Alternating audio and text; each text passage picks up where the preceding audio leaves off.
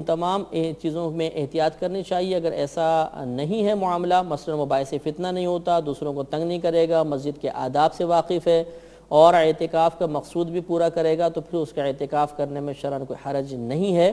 لہذا خلاصہ کلام یہ کہ معتکف کے لیے بالغ ہونا ضروری نہیں ہوتا، ہاں سمجھدار ہونا ضروری ہے۔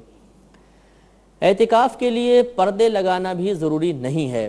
بعض لوگ سمجھتے ہیں کہ حجرہ ٹائپ بنائیں گے سفید کپڑوں کا لگا کر تو پھر ہی اس میں اعتکاف ہو سکتا ہے، ورنہ نہیں، تو ایسا نہیں ہوتا۔ یہ یکسوئی کے لیے خالی لگایا جاتا ہے، اور نبی کریم صلی اللہ علیہ وسلم کے زمانے اقدس میں ایسے پردوں کا کوئی رواج نہیں تھا۔ اسی طرح بعض معتکف اپنا منہ چھپا کر باہر نکلتے ہیں، ڈھاٹا سا باندھ دیتے ہیں اور پھر باہر نکلتے ہیں، اور یہ سمجھتے ہیں کہ شاید چہرہ کھلا رہا تو کوئی اعتکاف پہ فرق پڑ جائے گا۔ ایسی کوئی بات نہیں ہوتی۔ یہ بالکل جائز ہے کہ آپ چہرہ کھول کر جائیں، چاہے چہرہ ڈھک کر جائیں۔ یوں ہی بعض معتکف حضرات کو دیکھا ہے کہ اعتکاف کی حالت میں بالکل باتیں نہیں کرتے ہیں، جیسے باہر نکلے تو اشارے کریں کہ باتیں کریں گے، یا باتیں ہی نہیں کرتے ہیں، خاموش رہنے کی کوشش کرتے ہیں۔ تو یہ کوئی خاموش رہنا عبادت نہیں ہے، بلکہ اچھی بات کرنے میں حرج نہیں، اور بری بات تو ہر جگہ ہی ممنوع ہوتی ہے۔ اب اعتکاف کا وقت یاد رکھیے، جب آپ نے 20واں روزہ رکھا، دن پورا ہوا، تو غروب آفتاب سے پہلے ہمیں مسجد میں داخل ہونا ہے۔ تو 20ویں روزے کو غروب آفتاب سے پہلے ہمیں داخل ہونا ہے۔ اگر کوئی غروب آفتاب کے بعد داخل ہوگا تو اس کا یہ اعتکاف نہیں ہوگا۔ 20ویں روزے کو غروب آفتاب سے پہلے داخل ہوں گے، اور پھر اگر 29 روزے ہیں تو 29ویں کے غروب آفتاب کے بعد ہم فارغ ہوں گے، اور اگر 30 روزے ہیں تو 30ویں روزے میں پورے غروب آفتاب کے بعد ہم وہاں سے فارغ ہو جائیں گے۔ تو 10 دن کا کبھی اعتکاف ہوتا ہے، کبھی 9 دن کا اعتکاف ہوتا ہے۔ بہرحال اس کا ابتدائی وقت 20ویں روزے کے غروب آفتاب سے پہلے ہے، یعنی مسجد میں آ جائیں، غروب آفتاب ہوتے ہی اس کا وقت شروع ہو جائے گا، اور پھر یہ آخر تک چلتا رہے گا۔ 29ویں کے غروب آفتاب یا 30ویں دن کا جو غروب آفتاب ہے اس میں یہ اعتکاف ختم ہو جائے گا۔ یہ اعتکاف چونکہ اللہ تبارک و تعالیٰ کی رضا کے لیے ہی ہونا چاہیے، لہذا قطعاً اعتکاف کے اختتام پر خاص طور پر بہت سے لوگوں کی تمنا ہوتی ہے کہ ہمارے گلے میں پھولوں کا ہار ڈالا جائے، مبارکباد دی جائے، ہمیں پیسے دیے جائیں، تو اس قسم کے کوئی فاسد خیالات نہیں ہونے چاہیے۔ اب سوال یہ بیدار ہوتا ہے کہ دوران اعتکاف ہم کیا کریں؟ تو یاد رکھیے کہ معتکف سمجھ لیجئے اس لیے مسجد میں آتا ہے کہ وہ اللہ تبارک و تعالی سے مغفرت کا پروانہ لے کر جائے۔ لہٰذا معتکف حضرات کو چاہیے کہ وہاں پر سونے کی کثرت کرنے سے بہتر یہ ہے کہ اپنے اوقات کو تقسیم کر لیں، مختلف عبادات کے لیے ڈیوائیڈ کر لیں، اس طریقے سے کہ مثال کے طور پہ اس سے اتنے وقت میں قرآن عظیم کی تلاوت کروں گا، اس میں نوافل پڑھوں گا، اس میں اپنی سابقہ زندگی کی قضا نماز ادا کروں گا، اتنے وقت میں مطالعہ کروں گا، اتنے وقت میں درس کروں گا یا درس سنوں گا۔ تو یہ چیزیں اپنے آپ ٹائم کچھ اپنے اس طرح تقسیم کر لیں گے تو انشاءاللہ کوئی وقت ضائع نہیں ہوگا، اور اعتکاف کی برکات سے مکمل طور پہ فائدہ حاصل ہوتا رہے گا۔ تو معتکف مسجد میں ہر کام وہ کر سکتا ہے جو جائز کام ہوتا ہے، لہذا قرآن پاک کی تلاوت کرنا، ذکر الہی کرنا، درس سننا، نعت پڑھنا، نعت سنانا۔ بعض لوگ یہ سوال کرتے ہیں کہ کیا مائک استعمال کر سکتے ہیں کہ نہیں؟ تو معتکف کی آواز اگر مسجد سے باہر نکلے تو کوئی اعتکاف سے فرق نہیں پڑتا، تو لہذا اگر وہ مائک استعمال کرنا چاہیں تو مائک بھی استعمال کر سکتے ہیں، بشرطے کہ کسی کے لیے باعث تکلیف نہ ہو، لیکن اس سے اعتکاف پہ کوئی فرق نہیں پڑے گا۔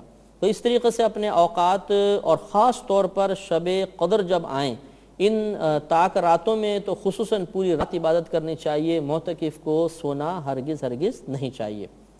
بہرحال سونا منع بھی نہیں ہے، لیکن اچھا ہے اپنا جا کر وقت گزاریں اور زیادہ سے زیادہ اللہ تبارک و تعالیٰ کی رضا حاصل کرنے کی کوشش کریں۔ اب یاد رکھیں کہ معتکف کے لیے مسجد سے بلا عذر باہر نکلنا ممنوع ہوتا ہے، یا ہم یہ کہہ سکتے ہیں کہ بعض چیزیں ایسی ہیں جن سے اعتکاف ٹوٹ جاتا ہے۔ ان میں ایک چیز یہ ہے کہ اگر انسان بغیر کسی حاجت کے مسجد سے ایک لمحے کے لیے بھی باہر گیا، چاہے بھول کر ہی نکل گیا ہو، اس کا اعتکاف فوراً ٹوٹ جائے گا۔ لہٰذا اب تو مسجد کی 4 دیواری میں وضو خانے بھی ہیں، استنجا خانے بھی ہیں، تمام چیزیں ہوتی ہیں۔ پہلے دور میں نہیں ہوتی تھیں تو لوگوں کو مسجد سے باہر نکلنا پڑتا تھا اور جا کے وہ قضائے حاجت وغیرہ پوری کرتے تھے۔ اب یہ تمام معاملات مسجد کی 4 دیواری میں ہیں، لہٰذا اب مسجد سے بلا عذر باہر نہیں نکلنا چاہیے، بلکہ انہی جو مقامات ہیں ان میں فراغت وغیرہ حاصل کرنی چاہیے۔ لیکن بہرحال اگر بالفرض کسی مسجد کے استنجا خانے وغیرہ ایسے ہیں کہ وہاں پر طبیعت کراہت کرتی ہے، گھن محسوس ہوتی ہے، اور وہاں پر یا رش بہت زیادہ ہے اور قضاء حاجت بہت شدید ہے، تو چند یہ ضرورتیں ہیں جن کی بنا پر باہر نکلا جا سکتا ہے۔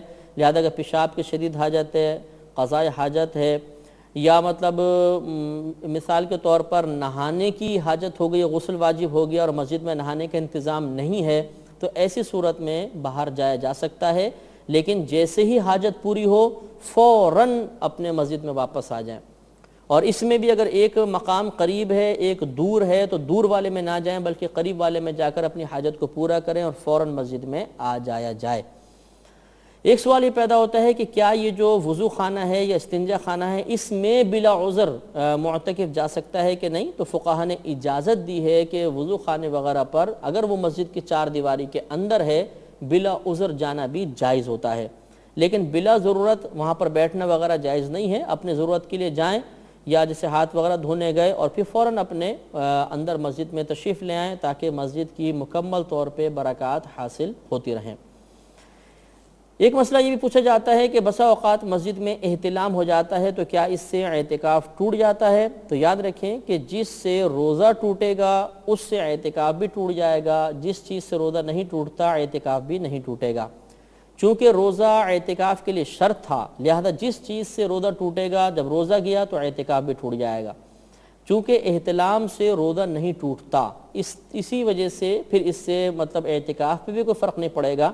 لیکن اتنا مسئلہ ضرور ہے کہ اگر معتکف کی آنکھ کھلی اور اس نے محسوس کیا کہ مجھے احتلام ہو گیا ہے تو وہ ایک لمحہ بھی اب مسجد میں نہیں ٹھہر سکتا، بلکہ حکم یہ ہوگا کہ فوراً تیمم کرے، چاہے وہ قریبی جو مطلب فرش ہے سنگ مرمر کا اس سے کر لے، یا دیوار اگر چونے کی ہے تو چونے کی دیوار سے وہ فوراً تیمم کرے اور پھر وہ مسجد سے باہر نکل جائے، اور باہر نکل کے پھر کسی سے کپڑے وغیرہ منگائے، غسل وغیرہ کرنے کے بعد مسجد میں آئے۔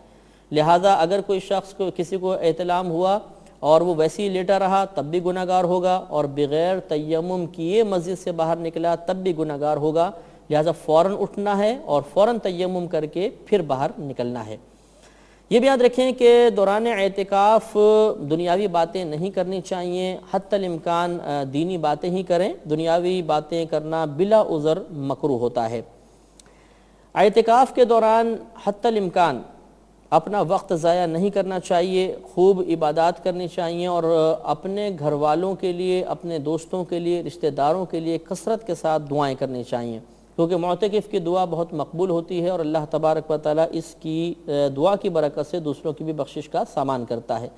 آخری مسئلہ یاد رکھیں کہ اگر خدا نخواستہ کسی وجہ سے اعتکاف درمیان میں ٹوٹ گیا تو اب اس کی قضا کرنی ہوگی، اور قضا کا طریقہ یہ ہوتا ہے کہ رمضان گزر جانے کے بعد کسی بھی دن آپ ایسا کریں کہ مثلا غروب آفتاب سے پہلے مسجد میں داخل ہو جائیں، رات یہاں گزاریں، اس میں سحری کریں، اگلے دن کے روزے کی نیت کریں اور پھر اگلا پورا دن مسجد میں گزار لیں، تو یہ اعتکاف کی قضا ادا ہو جائے گی۔